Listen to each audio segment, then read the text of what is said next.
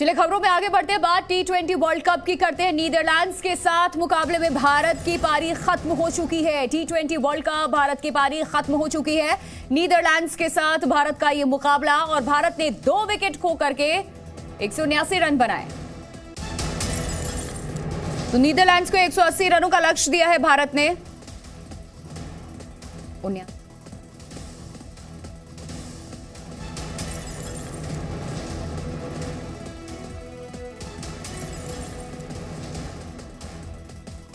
आपको बता दें कि T20 वर्ल्ड कप की नीदरलैंड्स के साथ मुकाबले में जो भारत की पारी थी वो खत्म हो चुकी है और T20 वर्ल्ड कप भारत की पारी खत्म होने के बाद नीदरलैंड्स के सामने भारत ने जो रनों का लक्ष्य रखा है वो 180 का रखा है, यानी कि 180 का रनों का लक्ष्य भारत ने नीदरलैंड्स को दिया है।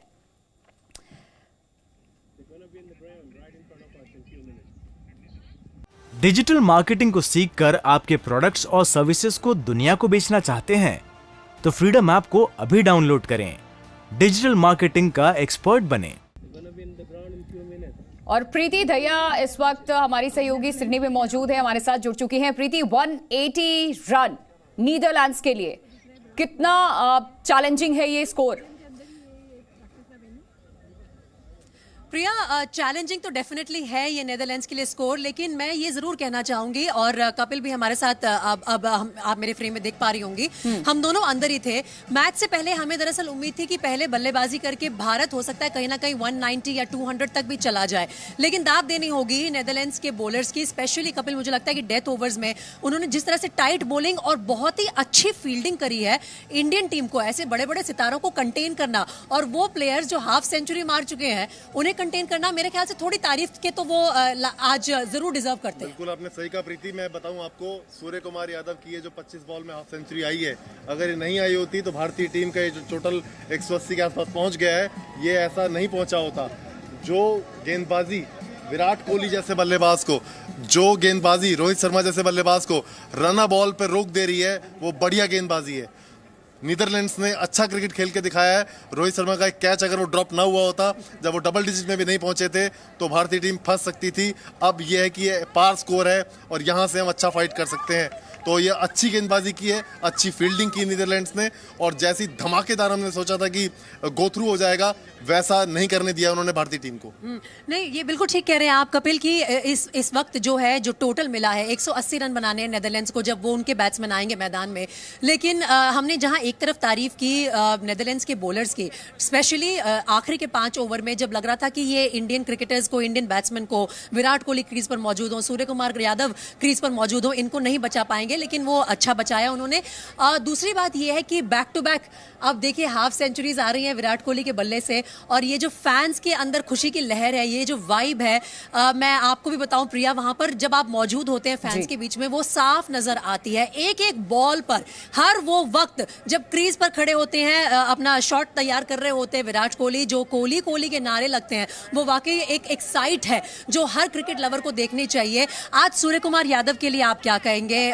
कपिल, हमने देखा कितनी बार उन्होंने मैच विनिंग नॉक्स खेले हैं, आज जो उनकी हाफ सेंचुरी आई है वो इस गेम चेंजर साबित होगी, क्योंकि धीमी शुरुआत और फिर बहुत बड़ा टोटल नहीं खड़ा कर पाए हम। बिल्कुल, देखिए केएल राहुल, जिस तरीके से मैं कहूं, अगर वो जो 12-13 बॉल उन्होंने ली, 11-12 बॉल ली, उसके लिए जो सिर्फ वो 8-9 रन बना पाए, वहीं पर मुझे लगता है थोड़ा सा हम बॉक डाउन हो गए। और उसके बाद जिस तरह की गेंदबाजी करी है, हाथ खोलने का बिल्कुल मौका नहीं दिया उनके स्पिनर्स ने भी, उनके तेज गेंदबाजों ने भी। बहुत बढ़िया गेंदबाजी उन्होंने शुरुआत में की है। और सूर्य कुमार यादव इसी के लिए जाने जाते हैं, पिच का उन्होंने बहुत तेजी के साथ आकलन किया किस तरह की ये विकेट है। थोड़ा विराट कोहली ने उनको बताया कि बॉल थोड़ा रुक कर आ रही है, और आप देखिए ये जो मैच खेला जा रहा है भारत नीदरलैंड्स का, ये उसी विकेट पर खेला जा रहा है प्रीति, जिस पर थोड़ी देर पहले साउथ अफ्रीका और बांग्लादेश का मुकाबला हुआ था। दक्षिण अफ्रीका ने उसी पिच पर 205 बनाकर दिखाए, बांग्लादेश को बड़े मार्जिन से हराया। लेकिन हम जब खेलने आए हैं तो विकेट का वेयर एंड टियर है या क्या वजह हुई है मुझे नहीं पता है, लेकिन बॉल उस तरीके से बैट पर नहीं आ रहा है। तो ये अच्छी गेंदबाजी नीदरलैंड्स की, और विकेट थोड़ा सा 40 ओवर के क्रिकेट के बाद थोड़ा सा मुझे लग रहा है कि स्लो हुआ है, तो रन बनाने यहाँ पर उतने आसान नहीं होंगे। नीदरलैंड्स के लिए भी 180 तक पहुंच पहुंचना आसान नहीं होगा, लेकिन अच्छी शुरुआत अगर उनको मिलती है तो वो बहुत बढ़िया टक्कर यहाँ पर भारतीय टीम को दे सकते हैं। और मैं इंडिया की जो बॉलिंग स्ट्रैटेजी रहनी चाहिए उसके बारे में भी आपसे बात करूंगी, लेकिन इस वक्त आपने एक बड़ी दिलचस्प बात की। जो दोपहर में मुकाबला हुआ था साउथ अफ्रीका और बांग्लादेश के बीच, उससे लेकर अब तक दो चीजों का फर्क है। एक ये फर्क है कि दिन से रात हो गई है, वो डे मैच था, ये डे नाइट मैच है। और दूसरी बात यह है कि उस मैच के दौरान उसकी शुरुआत में ही हल्के शावर्स भी थे, यहाँ पर ड्रिजलिंग भी हो रही थी, लेकिन मौसम इस कदर खूबसूरत और साफ हो गया सिडनी में जैसे ही टीम इंडिया का खेलने का टाइम आया कि वो वाला डिफरेंस आप नहीं कह सकते। ओवरकास्ट कंडीशंस नहीं थी, बहुत अच्छा मौसम था। तो अब जो आप बोल रहे हो कि विकेट स्लो हुई लगती है आपको, इंडिया की तरफ से की बॉलर कौन हो सकता है? और किरण भी इस वक्त हमारे साथ जुड़ रही है, किरण के पास जाऊंगी, लेकिन आपसे ये बॉलिंग के बारे में जो स्ट्रैटेजी रहेगी कपिल, उस पर जरा रिफ्लेक्ट कीजिए। बिल्कुल, देखिए मुझे लगता है कि अर्शदीप और शमी की जोड़ी पिछली बार की तरह उनको उसी तरह कसी हुई गेंदबाजी करनी होगी। बिल्कुल हाथ खोलने का मौका हमको भी नहीं देना होगा, और अगर अटैक करेगी नीदरलैंड्स, उनको पता है कि 180 के लिए जाना है, आपको चाहिए कम से कम 9 रन पर ओवर ऑलमोस्ट। तो हम कह सकते हैं कि जिस तरीके से भारतीय गेंदबाजी ने पाकिस्तान के खिलाफ गेंदबाजी की थी वो अच्छी गेंदबाजी थी। एक अक्षर पटेल का वो ओवर अगर छोड़ दें तो पाकिस्तान वहां तक नहीं पहुंच पाता। तो अच्छी गेंदबाजी हमने की थी। शमी और अर्शदीप से ही शुरुआत होगी, और फिर उसके बाद मुझे लगता है भुवनेश्वर शुरुआत करेंगे।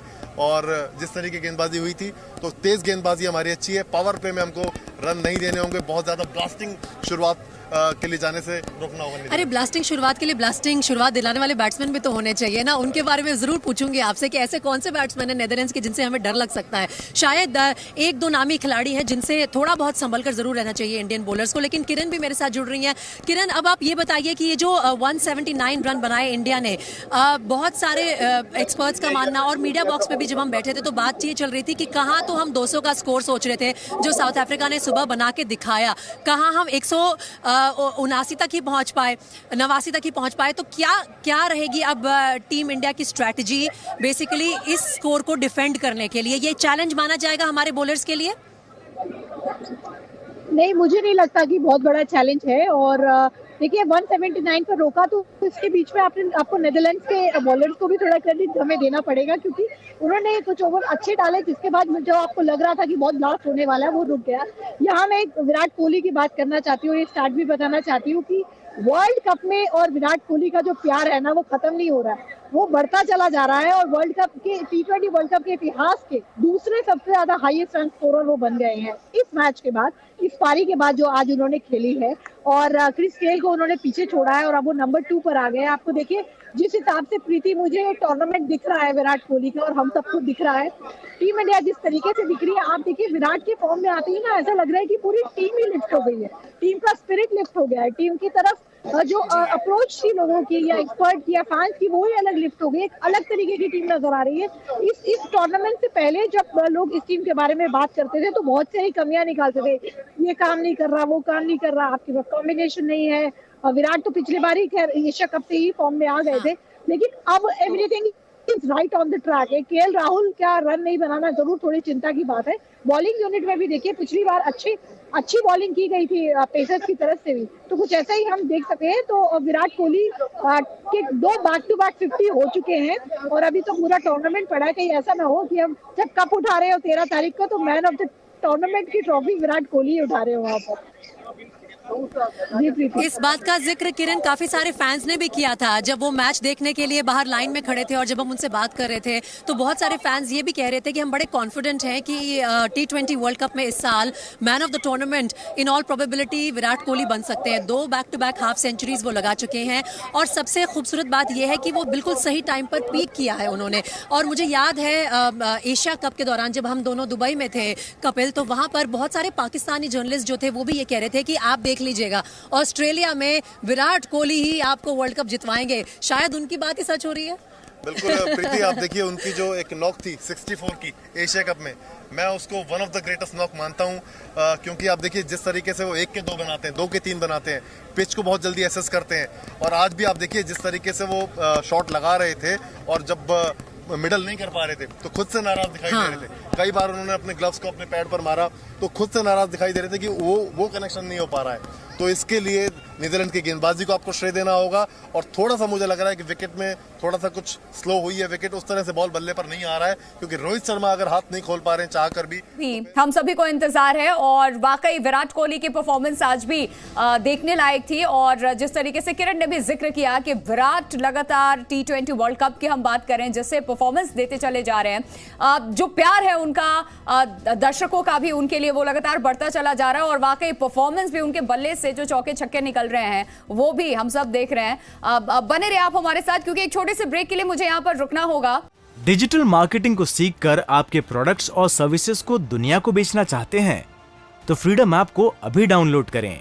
डिजिटल मार्केटिंग का एक्सपर्ट बनें।